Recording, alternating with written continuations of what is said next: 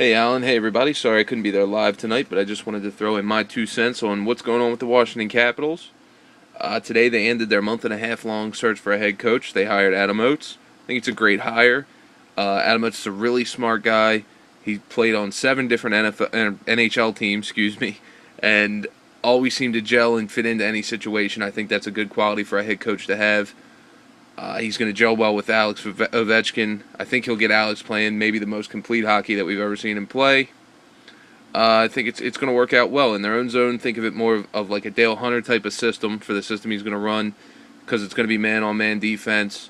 But when they hit the red line and go across, it's going to be more aggressive. Still going to be a lot of dump and chase, but you'll see 2 players probably chasing now instead of 1, or as we sometimes saw with Hunter's system, none, where they would dump and then wait and see what the other team does with it.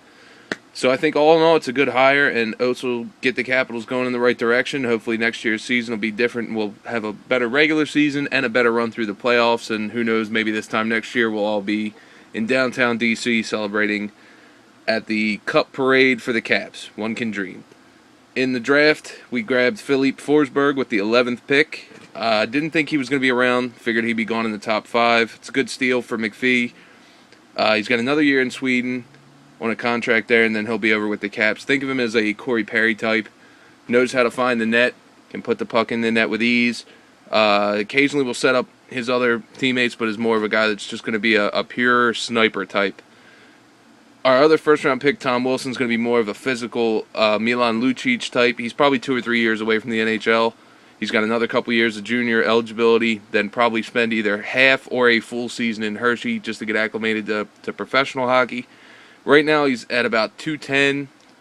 The Caps will probably want him playing at 225, 230, so it'll all depend on his physical development as well as his development on the ice. Later on in the draft, the Caps decided to go with some bloodline players. They drafted Riley Barber, who is the son of Don Barber, and Christian Juice, who is the son of Per Juice, 2 former NHLers. So the NHL bloodline run deep there, and hopefully those guys will be up with the Caps. But late round picks in the NHL, most of the time you're looking at career AHLers or guys that, if they're European, will eventually go back to their home country. So while you hope, you can't let everything rest on those guys. The Caps also made a trade. They traded Cody Eakin and a second-round pick to get Mike Ribeiro. Personally, I'm not a fan of it. I think Mike Ribeiro, throughout his career, has always been a soft player. That's not somebody that you want to add to a playoff team. Does he put up points? Yes, he does. Does he have a lot of talent? Yes, he does. But he shows up when he wants to. It sounds like a guy that we just ran out of town in Alexander Semin. So I'm not a huge fan of getting Ribeiro. I'm also not a huge fan of giving up a 21-year-old up-and-coming prospect like Eakin for a 33-year-old guy who's on the decline and makes probably twice what he's worth. So not a fan of that. Today the Caps traded Dennis Weidman to Calgary for a 5th-round pick and defenseman Jordan Henry. Henry's a 6'2", 200-pound puck-moving defenseman. Was undrafted. He got invited to the Panthers camp, impressed them. They signed him to their ECHL affiliate. Then was traded to Calgary for defenseman Keith Seabrook, and then was traded to the Caps. I think of him more as a guy who Hershey fans should get to know well, because that's probably where he'll spend his time. As for getting rid of Weidman, not going to cry about that, because in the playoffs and down the stretch, he really didn't play too well.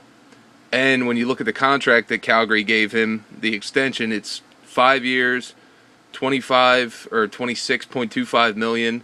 That's way too much. That would have eaten up way too much of our cap space, especially when you consider that we got Green back at $5 million a year, or well, $5 million for 1 year. So far, the Caps have made all the right moves this offseason, except for the Ribeiro trade. I just don't like giving up the young prospect for the aging player. And to me, Eakin played with a little more sandpaper than a guy like Mike Ribeiro will. Ribeiro's got, better hands. He's got the extreme talent, but if you don't show up, talent really doesn't matter that much. So I'm also going to give you a candidate for Dumbass of the Week, and I'm going to give it to Ted Leonsis. Not so much on the Capitals side of things, but on the Wizards side of things. How Ernie Grunfeld still has a job is beyond me. And Ted just continues to let him try to run the Wizards right into the ground. And you go to the NBA draft tonight, I'm sure they'll take a player that everyone will say, oh, this is going to be great, but that player will get here, he'll be pathetic, Probably won't be able to shoot, and it'll probably just blow up in Ernie's face like every other move he makes with the Wizards does. So, Dumbass of the Week goes to Ted on the Wizards side for not firing Ernie Grunfeld. That's it for me tonight. I'm Kevin Thomas for I-295 Sports Report. Thank you very much.